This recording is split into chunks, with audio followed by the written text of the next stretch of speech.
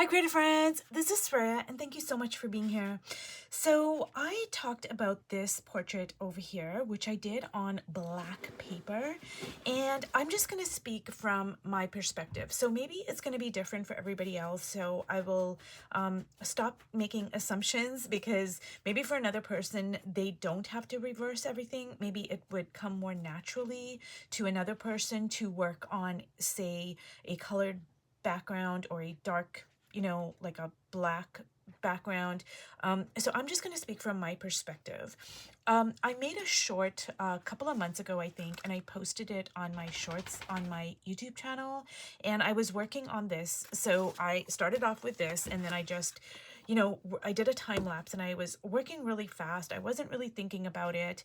And sometimes when I get really nervous, one of the things I do is I just work really fast. I just, I'm not sitting there like second guessing myself and, overthinking and backtracking. I'm just working more from the flow, from instinct, whatever. I'm going to make mistakes. I'm going to look back on it and I'm going to go, wow, I should have left more of the black paper show through, which I absolutely should have done. I should have done this. I should have done that. But overall, it helps me overcome that hurdle of like, oh my God, this is so intimidating to work on this black background. So what I'm going to say is that when I work on a colored ground, I don't look at color first. I look at values. Values always overrides color. And what I mean by that is, okay, this is, a very, let me get my value scale out here. So this is a value 1. It's 100% black. That's what this ground is. And now if I had to take, say, let's see here. There's like grays, there's like a powder blue. Okay, let's even take, this orange over here. This orange that I do not like, by the way. This is not my orange. But there's value in working on things that you don't like as well. So I would say that this is about a value between 8 and 9-ish. That's kind of what I would pinpoint it at. So the value 1 is very different than a value, say, 9. Those are like two different things. So I'm not going to say, oh, I'm working on a colored ground, so therefore I'm going to approach it XYZ. You have to take into account a few things, not only value, but value first. Value.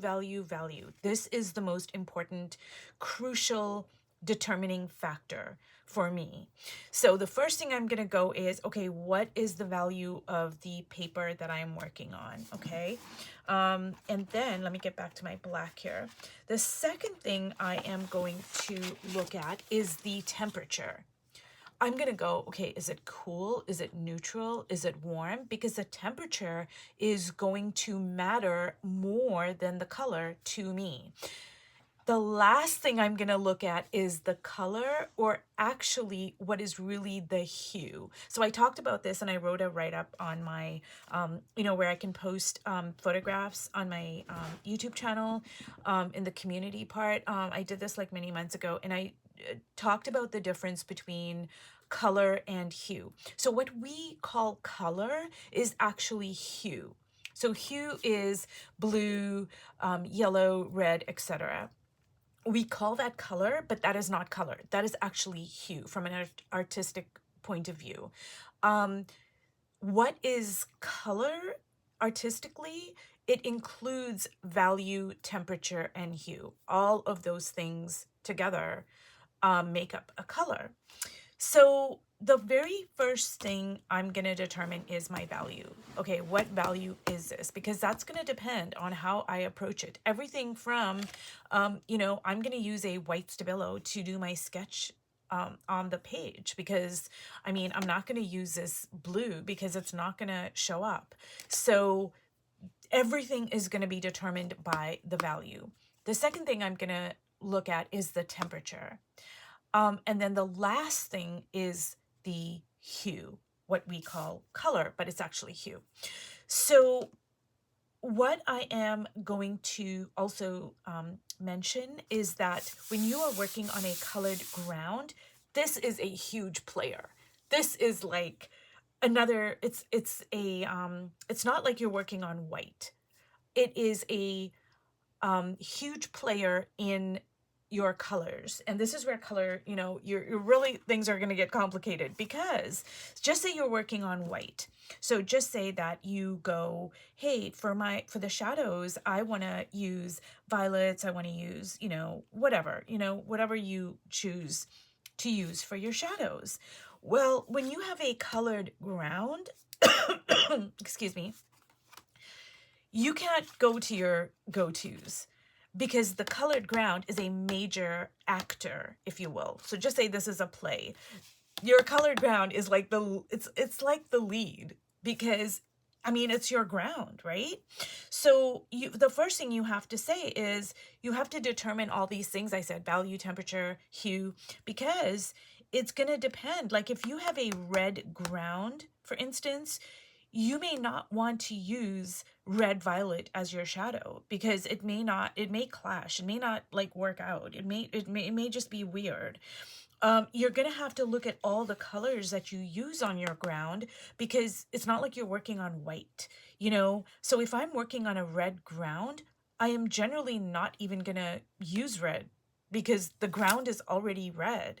So I'm going to start using more of my cooler colors, because it's going to make more of an impact, and it's really going to pop. And I have to be very careful with the colors that I use.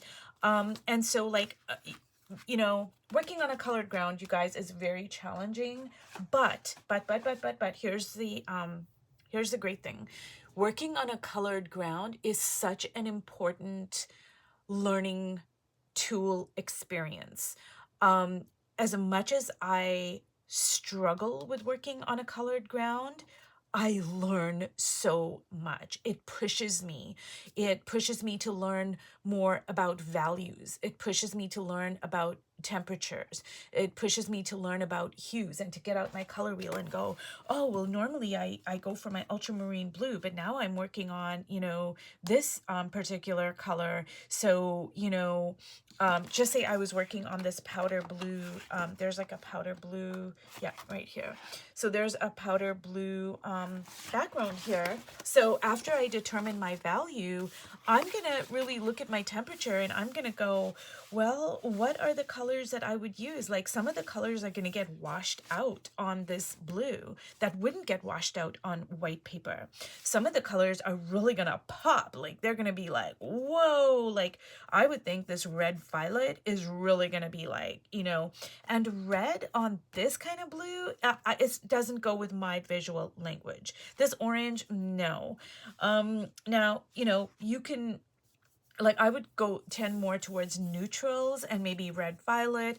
So do you see what I mean? A color is not just a color. You can't treat all colored grounds as the same. They are not. Absolutely not. No. You have to determine first, what is the value? What is the temperature? What is the hue? The hue comes in last, but the hue becomes very important now when we're looking at a color palette, okay? Because, some colors, they are going to clash, or they're just not going to feel right. And I'm not talking about from color theory perspective alone. I'm talking about with your visual language. Like, how sometimes, like, you might just be like, oh, that just doesn't feel right. I don't know why it doesn't feel right. It just doesn't feel right. That's probably because it's not vibing with your visual language. It's not like a right or wrong thing. It's just more of a, hey, this is my visual language, and this is not it. And I'll give you an example right here. This orange is so it's not my thing, you guys. No matter what I do, it is not my thing. I do not like it. I do not have any item of clothing in this color. I don't have, like, I wouldn't use it in my art. I don't have it in my home, etc. But me working on this ground is teaching me, it's pushing me. Now I did cheat a bit, you guys, because I did put a piece of dictionary page on here, and I'm going to bring it up closer. So actually see there, you can see like, you can see this is the dictionary page, because I was like looking at it, and I was like, oh my God, I can't deal with this. So I put the dictionary page on it, but I still have it showing through the hair and the neck and the thing and her dress. But you know, I should have sat with my discomfort, and I should have worked with this orange. I feel I would have been stronger and better for it, and it would have taught me a lot. Sometimes I just get like, oh my God, like, and its instinct takes over. But I am going to work on another sheet of this orange, and I'm not going to put like the collage over here. I'm going to work with it. And you know, if it just all turns to crap, then okay, fine, it all turns to crap. It's not about, when I work on a colored ground, honestly, you guys, it's more about a teaching, learning experience. It's not about, oh, it has to look a certain way and all that other stuff. No, no, no, no, no. I don't approach it in that way. And I try not to approach, you know, most of my pages, I try not to approach it in that way at all. Oh my goodness. The tip broke off, and I think this may be my only white Stabilo. Okay. I need the white Stabilo, you guys, to work on this. Oh, there we go. Okay, so what I'm going to do is I'm just going to do a sketch of a face, you know, just like I would on a white piece of paper, but I'm using my white Stabilo, and, you know, just kind of like, and this is a learning experience for me too, you guys. I'll show you in a minute here, and I did talk about it, but let's see here.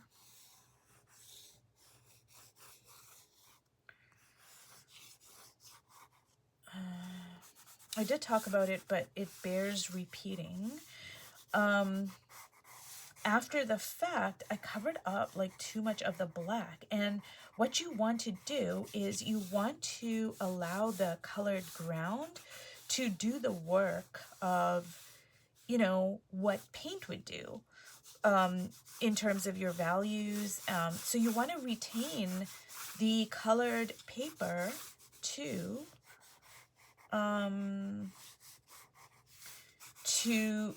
preserve the values, the temperature, the color that you would normally put on the paper with paint, if you were working on a white piece of paper. So I hope I'm being clear, you guys. And the thing is, after you work on colored ground, when you go back to working on white, it's like, oh my God, it feels like so much easier, because it is really difficult for me to work on colored ground. It is challenging, I'm not gonna lie. Now, I have worked in, say, like, you know, when I do the collaborating with the page, I've done quite a few videos on that. Like, say, I've worked in Chagall's children's book, and I've worked in another book, I can't remember now, but there's like this bright red and this bright blue, and that, to me, honestly, you guys, is not as challenging as working on black or working on, like, say, a color I really don't like that orange. Ooh, I do not like that orange, you guys. I cannot tell you how much I do not like that orange. So at this point, things are not like too hectic, because I'm just, you know, I'm just doing a sketch like I would on white paper. So this part is actually not, it's easy for me. You know, it's not distracting. It's not, you know, it's the same as working on a white piece of paper. It's just that I'm working on black and I'm using a white Stabilo. So this part is not difficult. It's after this part that gets a bit difficult. So I am going to make my mistakes, you guys, and sometimes I may not even catch my mistakes until later, but I'm going to record everything, and that way, hopefully, I can learn from it as well as anybody watching. But yeah, it is really a great learning experience to work on colored ground. And I think every colored ground, you know, is going to be a different experience and present different challenges.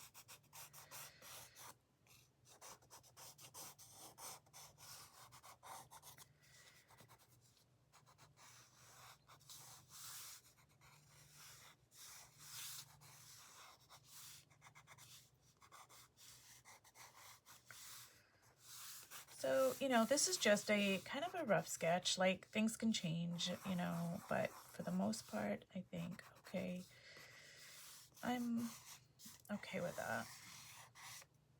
Okay, now I'm gonna try not to cheat with this one and put like collage like I did with that orange paper. Like, I'm gonna try to really use what the paper, like over here I did use collage, but not like with the orange where I just stuck a big, like, I almost stuck the whole dictionary page on it. I did not do that for this black paper that I did for the orange. So anyways, you guys, if you've watched all the way to the end, thank you so much. And I'll just continue with this series and we'll see what happens. I don't know what's going to happen either. This is like, I'm out of my comfort zone, which is a good thing. It's a great learning curve.